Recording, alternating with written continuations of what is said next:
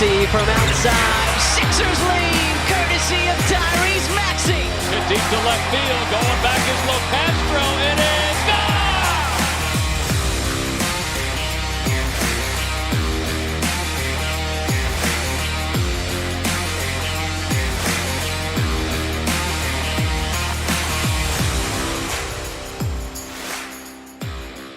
All right. Hello, everybody, and welcome back to another episode of the Beef Up Front podcast here on Pig Swap Media. Your host, Ryan Coyle, as always, continuing on today with our college football preview series where before week one, before week zero, and probably even leading into week one, get a couple teams, but aiming to hit 25 to 30 of the top projected college football teams this year.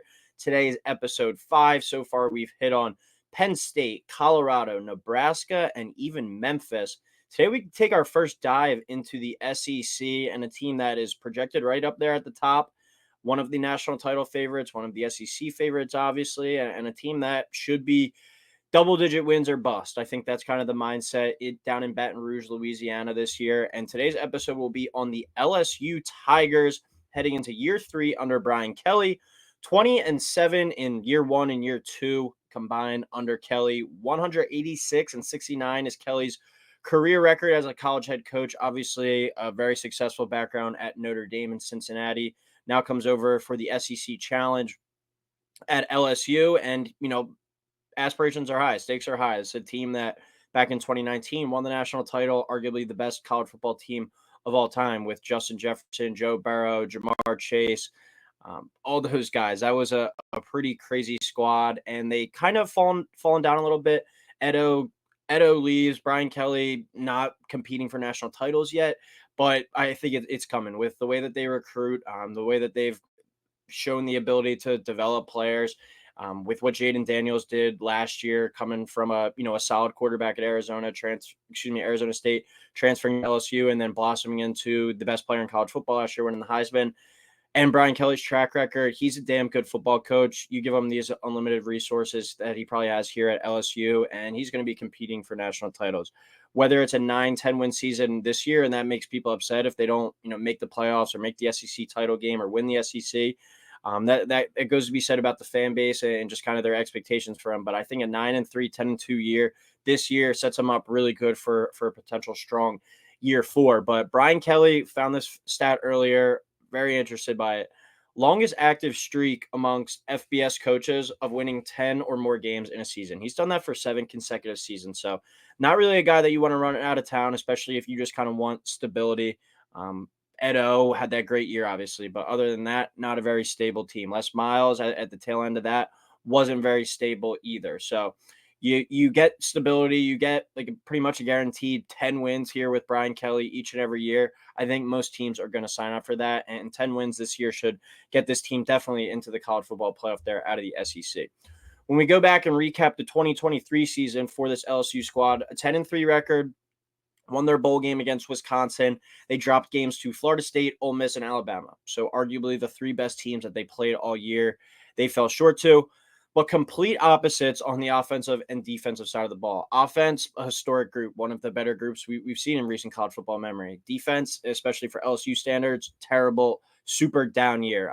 The offense, so start with them, had Heisman quarterback Jayden Daniels and then 2 first-round receivers there, Malik Neighbors and Brian Thomas. All 3 of those guys are out the door. Neighbors with the Giants, Thomas with the Jags, and Jayden Daniels, number 2 overall pick there to the Washington Commanders. So 3 super talented guys leading the most talented or the most productive offense in the country last year, all out the door that they're going to have to replace. But last year, this LSU offense had the number 1 scoring offense at 45.5 points per game and the number 1 total offense at 543.5 yards per game. So these guys were not only able to move it up and down the field with ease, but they were able to score points and cash in with touchdowns as well. Offense scored 40 or more points in 9 of their 13 games last year. It's going to be tough to replicate that kind of success, but their defense is really what let them down last year. And if they're even able to put up anywhere close to those numbers this year with probably an improved defense, they're going to be just fine to be competing for kind of 9 to 10 wins. I think the defense last year ranked 75 or below in all major defensive categories. They tied for 78th in scoring, 85th in rushing, 115th in passing, and 105th in total defense. LSU standards, that's just not what it is. So That group definitely has to be better than last year. They can't be much worse. They allowed 30 or more in 8 of their 13 games. And even if that defense last year is just around average, they're most likely competing for a national title with how good that offense was. All right, so now we'll dive into the offense. We'll get into the defense, and then we'll get into my schedule prediction and kind of what I expect out of LSU this upcoming season. So when I look at this team on the offensive side of the ball, as we touched on, out goes Jayden Daniels, out goes Brian Thomas, out goes Malik Neighbors, all to the first round from the best offense in the country last year. Offensive coordinator Mike Denbrock leaves as well. He goes to Notre Dame and takes their job at the OC spot. They have co-offensive coordinators this year at LSU, so expect some new wrinkles and a different kind of look on the offensive side of the ball, most likely. Garrett Nussmeier steps in at the quarterback. He played sparingly over his first kind of few years at LSU, took a backseat these past couple of years to Jayden Daniels, and hopefully he learned from it. Jayden Daniels, if in front of him, evolves as a as a Heisman quarterback, and Garrett Nussmeier has kind of the front seat to watch that and see how that all happened. It's his turn now. It's his turn to take over. They didn't go out and bring in a transfer or a high-priced recruit to take the spot from him. It is Nussmeier's job, and he showed that he has the ability to light it up in that bowl game against Wisconsin last year. 395 yards and 3 touchdowns in that bowl win, including a winning drive. But what's really exciting about this team, and it's not the sexiest thing, but the offensive line. The offensive line is an elite group, one of the top 5 groups in the country, if not the top overall offensive line. I heard on a podcast the other day an LSU reporter, so take it with a grain of salt, might be a little bit biased, but an LSU reporter said at SEC Media Day this is the best college offensive line he's ever seen. So some pretty lofty praise there. Left tackle Will Campbell is in position to potentially be the number 1 pick. If it's not going to be a quarterback, he's got an argument as he's a rock solid future star left tackle in the NFL, a very good player with a lot of experience through 2 years at the collegiate level here in the SEC.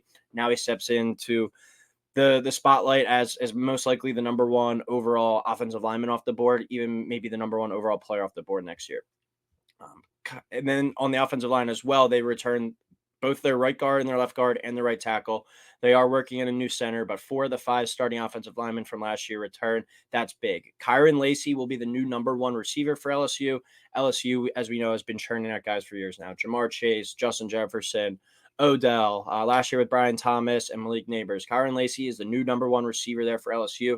Expect him to be a guy that's getting first-round buzz as well. He's coming off a 30-catch, 558-yard, and 7 touchdown season, so putting up those numbers as a reserve, as kind of like a third option, still really good numbers there. I expect him to probably double all those numbers at least this year.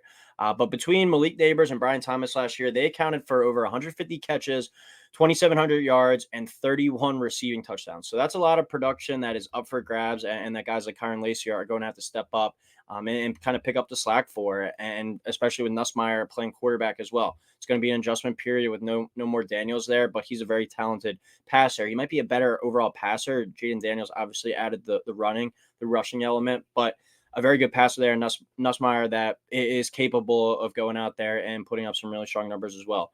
Transfer wide receiver CJ Daniels from Liberty and returning receiver Chris Hilton are going to be the number 2 and 3 options in the passing game, and are going to have plenty of opportunities, ample opportunities to step up and make up for that 150 catches, 2,700 yards, and 31 touchdowns that Neighbors and Thomas leave on the table as they go to the NFL.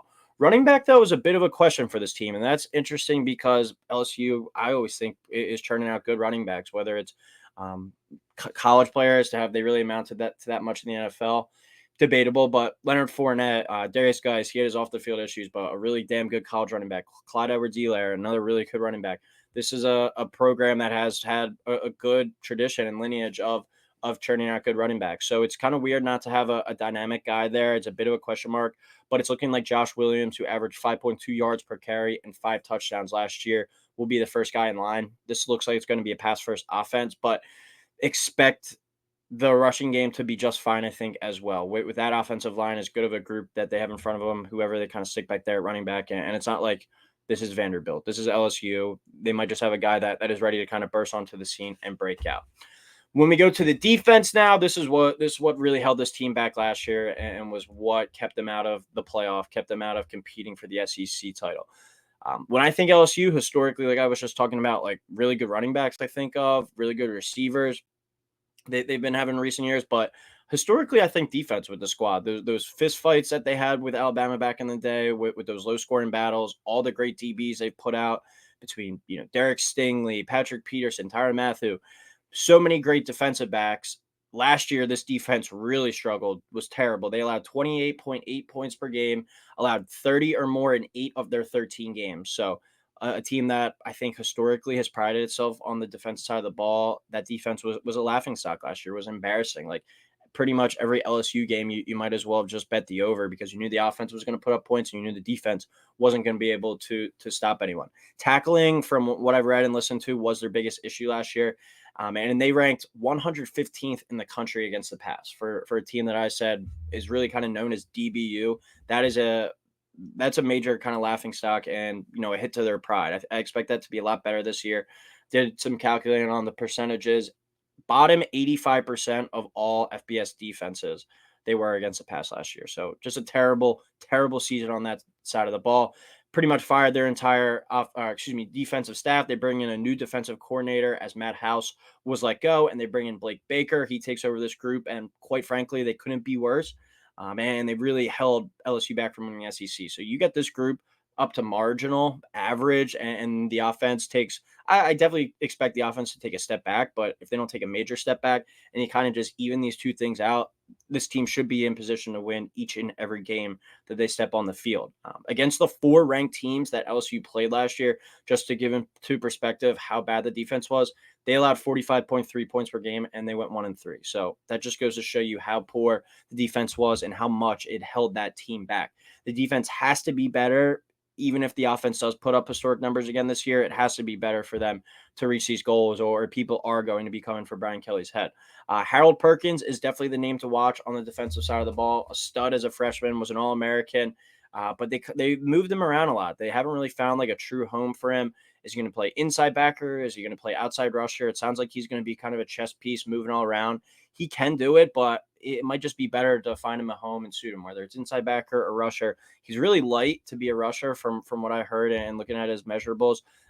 He might just be overall suited best for an inside backer, sideline to sideline speed, a guy that gets you 100 tackles. But we'll see what LSU and the new defensive staff does with him.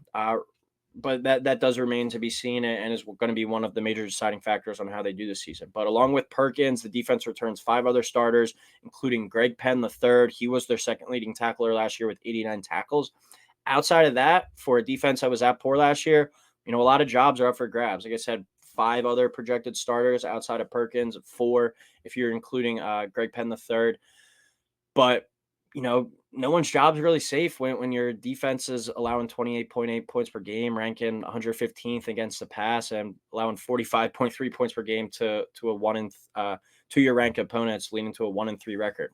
No one's job is really safe. So with the way LSU recruits, there's got to be plenty of 4, 5 stars, even some high 3-star kind of recruits on this roster. It's just kind of who's going to step up and win the jobs. Recording this in the middle of July. Obviously, we don't know what the entire depth chart looks like yet, but there's going to be talent. It's just whether or not they're going to be able to get acclimated and adjust to this, and the defensive staff puts them in good positions. But you figure 4 and 5 stars are littered throughout that roster. It's time for some guys to step up and produce. But Harold Perkins and Greg Penn III look like 2 kind of surefire starters on that team, with a few other guys that are penciled in as starters, but could lose their jobs without a strong camp. All right, so that's offense, defense. 2023 recap, a little bit about Brian Kelly. Now we're going to go into my schedule prediction for the 2024 LSU Tigers. I'll share my screen, pull up the schedule. Pretty bullish on this team from a perspective of I like their schedule, and I don't think the defense can be as bad as they were last year. And I also don't think the offense will be as good, but I think if those two kind of middle out, the offense was good enough last year to win games basically single-handedly. If the offense has to take a step back and the defense is able to, kind of find a way to step up and win a game or two for them, this team's going to be just fine. The LSU game versus USC, one of the premier games to kick off the college football schedule, out in Vegas to kick off the season, even one of the just premier non-league games of the year. I have LSU winning that game, pretty low on USC as of right now. I think that LSU is just going to be a little too strong and physical for them up front. But Brian Kelly and openers has struggled, especially last year in that game against Florida State. They got whooped up on. So Give me LSU to win that game. It's going to be a close one, a good battle, but I have them winning that game. I have them beating Nichols in their second game. I have them beating South Carolina. I have them beating UCLA, have them beating South Alabama. So that gets them off to a 5-0 start before they host Ole Miss. So they get the chance to host Ole Miss here. I think that's huge. Ole Miss is a team that I'm projecting as a playoff squad, maybe even the SEC champ. But I will have LSU winning that game. It's going to be a night game, celebrating 100 years of Tiger Stadium night game. That's going to be wild, one of their craziest games of the year. I don't see Ole Miss going in there and getting that win. So 6-0 start. Have them beating Arkansas 7-0. That could be kind of a trap spot. See what Arkansas looks like this year, but especially if Ole Miss wins that game between two undefeated teams, could be a tricky spot. But here's where I have Texas A&M knocking off LSU to give them their first loss. I think Texas A&M is going to be solid, probably like an 8-4, 9-3 team. But going to Kyle Field, I don't think this LSU team is bulletproof. I think they're going to lose that game. Also have them losing this Alabama game here. So back-to-back losses after that 7-0 start. But then I have them running the table the rest of the way, beating Florida, Vanderbilt, and Oklahoma to get them to a 10-2 regular season record. So, I think most LSU fans are signing up for that and happy with that season. That's probably going to get them in the playoffs. Opening up the season versus USC on a neutral is a huge kind of season kind of tone setter for what this team potentially could be. Losing 2 games back-to-back at Texas A&M and versus Alabama is what I have as their 2 losses. Those aren't 2 cupcakes for sure. Back-to-back, that could hurt the will of the team. See what they kind of rebound from there. But you look at the rest of the big games with Alabama, Ole Miss, and Oklahoma all at home. They have to go to A&M and Florida. So you get your kind of big games of the year. Most of them 3 out of the 5 big games at home, and then you throw in a neutral there as well. I think there's reason to be bullish on this team. Like Alabama struggles going there, but I have Alabama win that game. Ole Miss, they still have to break through. Like LSU is definitely still a pedigree above them in the SEC. They have to kind of put all that talent on paper onto the field and make it work. I mean, Oklahoma is going to be a kind of a wait and see team. I believe that, that's the last game of the season. Oklahoma is an intriguing squad. They could be going for 6-6 or 9-3, 10-2. Who knows? So LSU has a great opportunity ahead. I think their schedule kind of falls into their favor. And as I said, if the defense and offense can be in the same kind of ballpark this year, where not historically great, not historically bad, both kind of just complement each other, no question that they can compete for the SEC title in the playoff. If you're looking on the betting market, their over wins is 9 at -120. I don't really like betting kind of the straight up because they get to 9 and you just get your money back after all season. So I don't know necessarily if I would touch that, but I do have them going over 9 wins. I think taking them to win, to make the playoff would probably be the better bet, because if you think they're getting 10 wins, they're most likely going to the playoff. That's at +120. I would probably do that instead. They're also 16-1 to win it all, which is the 7th best odds, and they're 10-1 to win the SEC. So a lot of people bullish out there about this LSU team, and so am I. I think this is a double-digit win team that will most likely be going to the college football playoff this year. But episode 5 of the college football preview series, first SEC school. Next school we're going to be getting into, this will be for next week, the Big 12 with Oklahoma State, a team I'm very bullish on and think is certainly going to be a playoff contender this year. But thank you everyone for listening. As always, please like, subscribe, and we will talk soon.